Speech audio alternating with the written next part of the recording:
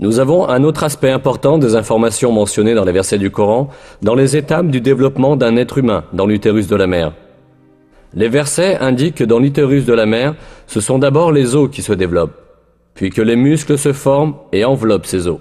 Ensuite, nous en avons fait une goutte de semence dans un réceptacle sûr. Puis, nous avons créé de la goutte de semence une adhérence. Puis, nous avons créé de l'adhérence un morceau mâché. Puis, nous avons créé du morceau mâché des os, puis nous avons revêtu les os de chair. Ensuite, nous en avons produit un autre être. Béni soit Dieu, le meilleur des créateurs. L'embryologie est une discipline scientifique qui étudie le développement de l'embryon dans l'utérus de la mère. Jusqu'à très récemment, les embryologues pensaient que les os et les muscles de l'embryon se développaient en même temps.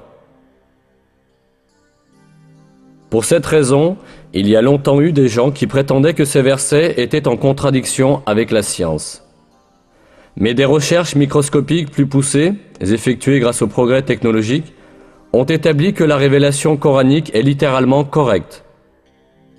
Ces examens, au niveau microscopique, ont montré que le développement à l'intérieur de l'utérus maternel se fait exactement de la manière décrite dans le verset.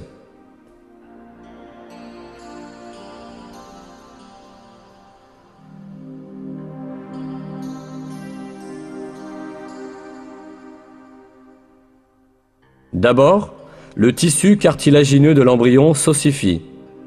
Puis, les cellules musculaires qui sont sélectionnées dans le tissu, entourant les os, s'assemblent et enveloppent ces os. Cet événement est décrit dans une publication scientifique en ces termes.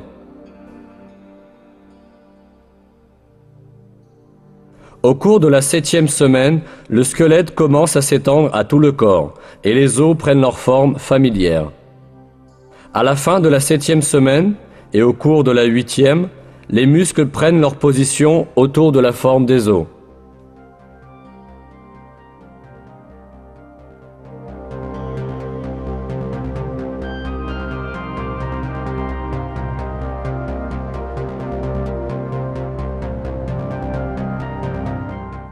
En bref, les étapes du développement humain décrites dans le Coran concordent parfaitement avec les découvertes de l'embryologie moderne.